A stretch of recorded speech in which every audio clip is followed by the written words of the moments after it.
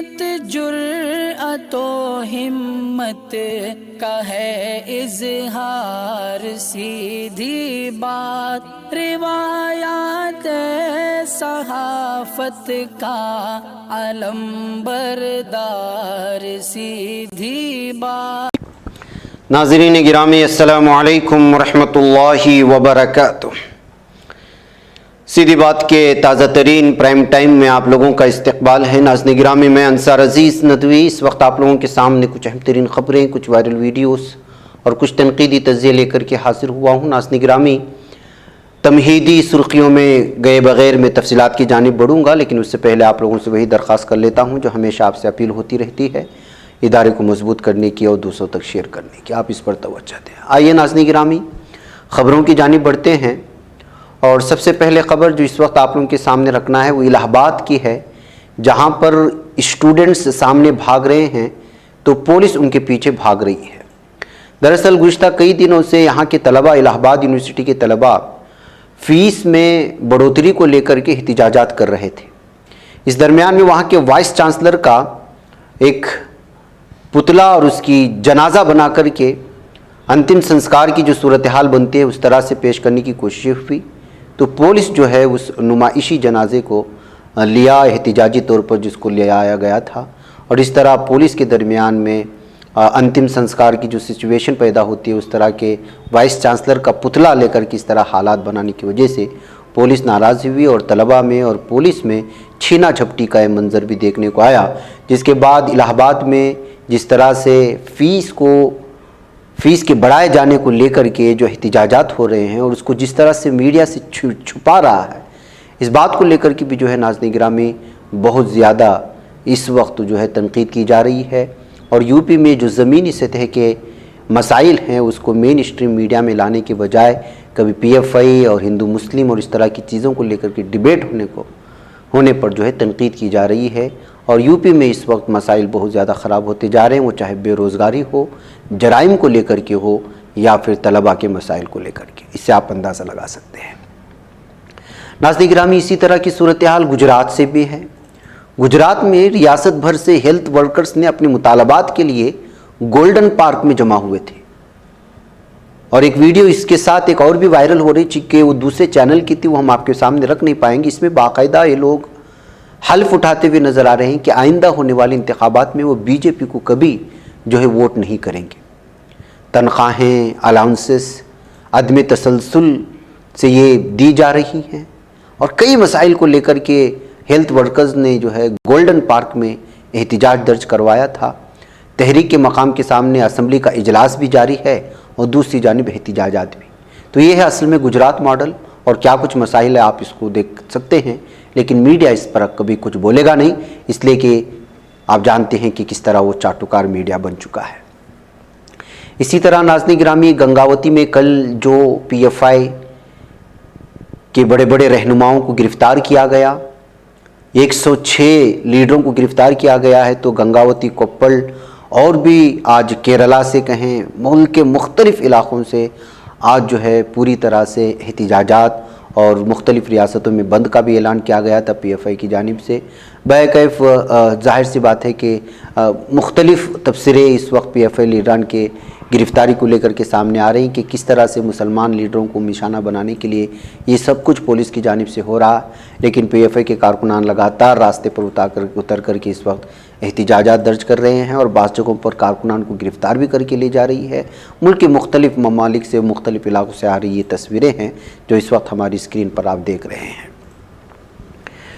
नाज़रीन गिरामी, कुछ लोग ऐसे हैं जो अब रेपिस्टों को रिहा करने के बाद गुजरात में बल्किस बानो के जो मुजरिम थे, किस तरह से उनका इस्तकबाल किया गया, फूल मालाएँ पहनाई गई और उसके बाद जो सिचुएशन बनी उसका जो तनकीद हुई जानते हैं। अब एक और वीडियो आई है और वो है दारा सिंह, एक कातिल है जिसने एक गाड़ी को आग के हवाले कर दिया था, जिसमें ऑस्ट्रेलिया के ग्राहम स्टाइन्स और उसकी 2 बच्चे उसमें थे। वो सो रहे थे और उनको ज़िंदा जला दिया था दारा सिंह। और उसके अलावा दारा सिंह पर यह भी इल्ज़ामात हैं कि उसने मुस्लिम एक ताजिर को और एक क्रिश्चियन पादरी को जिंदा जला दिया था। उड़ीसा में वो जेल के सलाखों के पीछे है, उसकी रिहाई को लेकर के एहतिजाजात हो रहे हैं। और इसमें कौन शख्स शामिल है ये बीच में देख लीजिएगा, जो नफरती कीड़ा है, लगातार अपने टीवी के ज़रिए से नफ़रत फैलाने की कोशिश करता है। एंकर जो अपने आप को सहाफ़ी बोलता है, जबकि हकीकत में सहाफ़त के नाम पर यह शख्स जो है पूरे मुल्क को आग के दहाने पहुंचाने की कोशिश कर रहा है।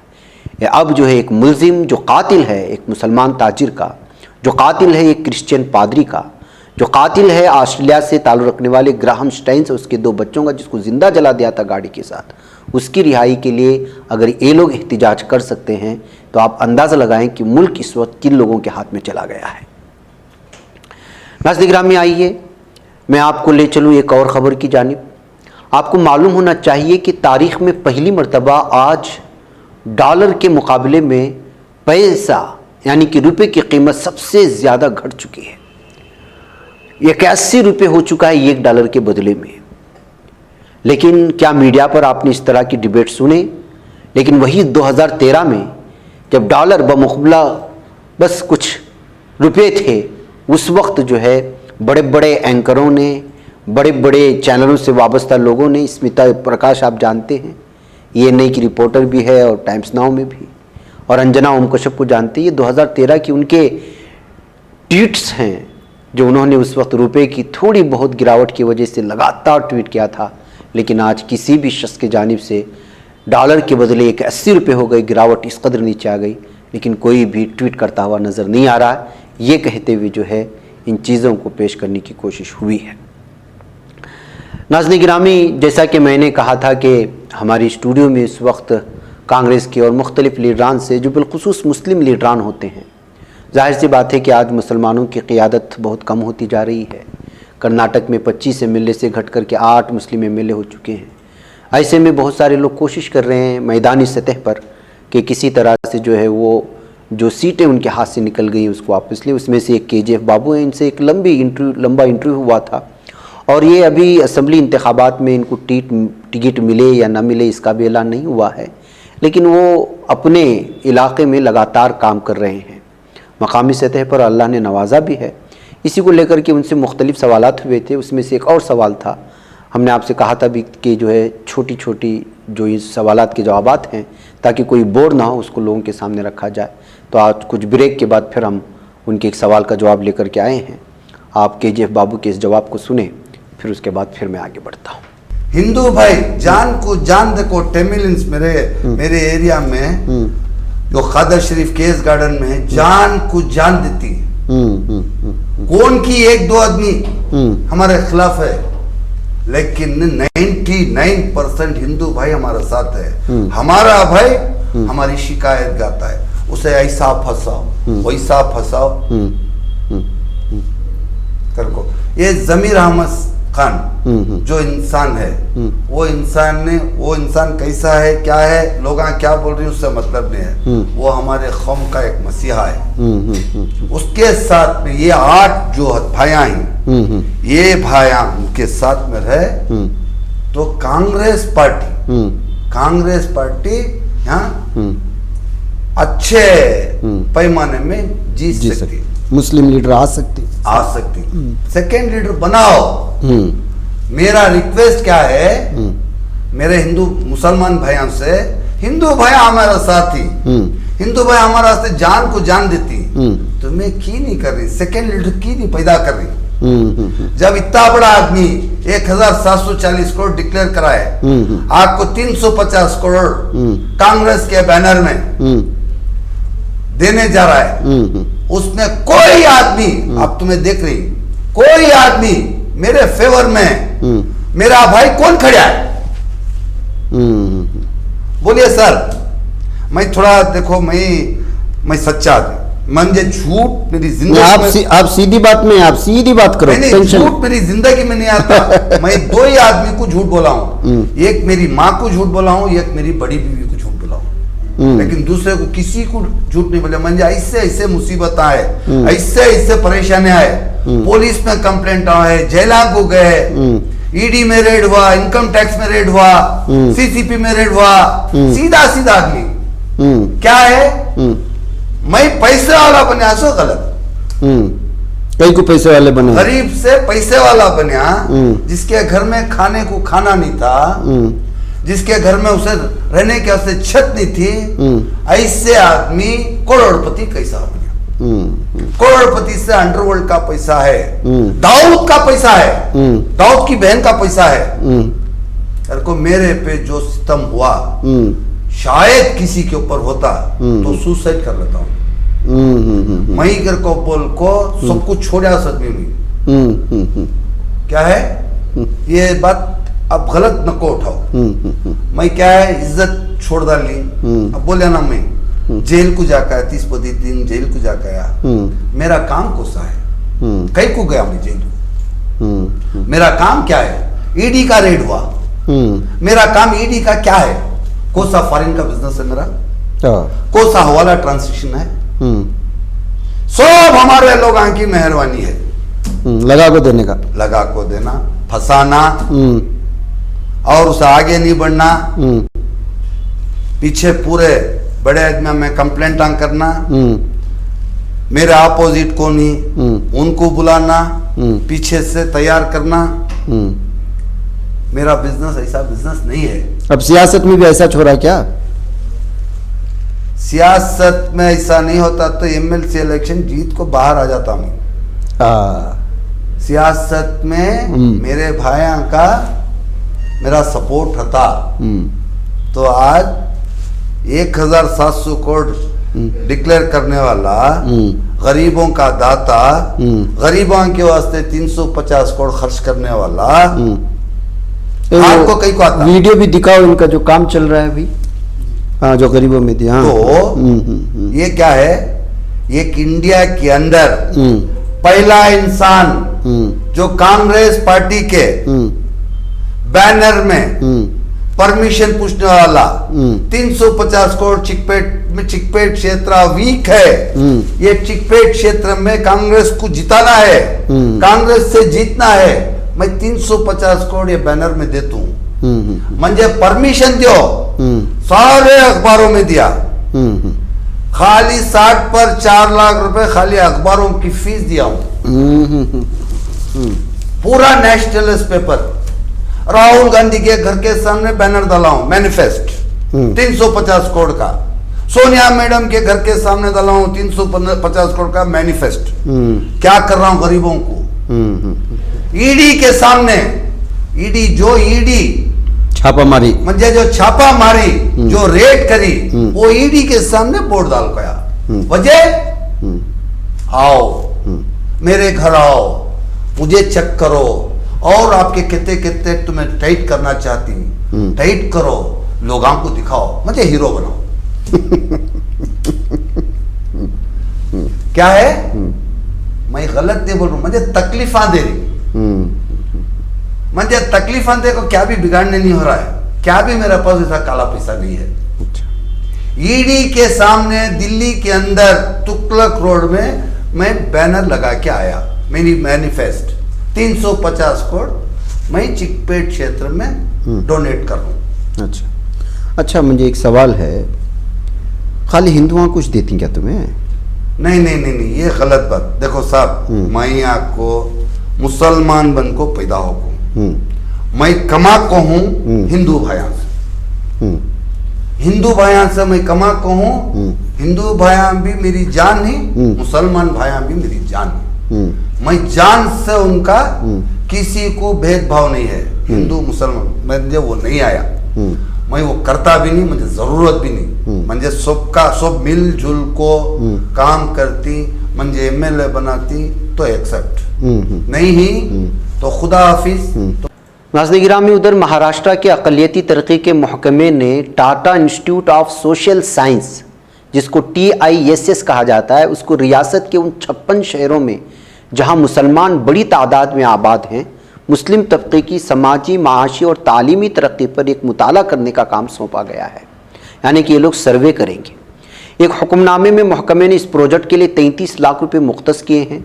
हुकूमत की तजवीज़ के मुताबिक इस मुताले में मुस्लिम कम्युनिटी की समाजी, तालीमी और इक़्तिसादी हालत का जायज़ा लिया जाएगा। साथ ही कम्युनिटी पर रियासत की तालीम, सेहत, रोज़गार, हाउसिंग, क्रेडिट तक रसाई और बुनियादी ढांचे की पॉलिसियों के असरात का भी जायजा लिया जाएगा। रिपोर्ट के मुताबिक महमूदुर रहमान कमेटी के बाद मुस्लिम कम्युनिटी पर यह पहला रियासतगीर मुताला होगा, यानी सर्वे होगा।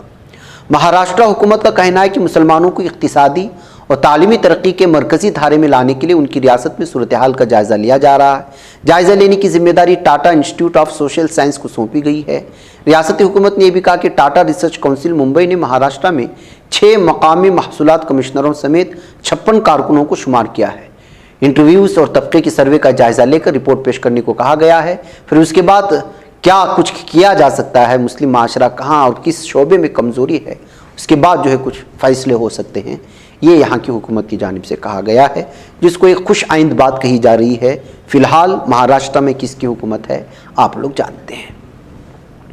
नाज़रीन गिरामी, रूसी सदर व्लादिमीर पुतिन ने बुध को यूक्रेन में लड़ने के लिए रिजर्व यानी इजाफी फौजियों को वक्ती तौर पर दोबारा मुतहर्रिक करने का जो ऐलान किया, उसके बाद मुल्क में बज़ाहिर बदअमनी का माहौल पैदा हो गया है और हज़ारों शहरी मुल्क छोड़ने पर मजबूर हो चुके हैं।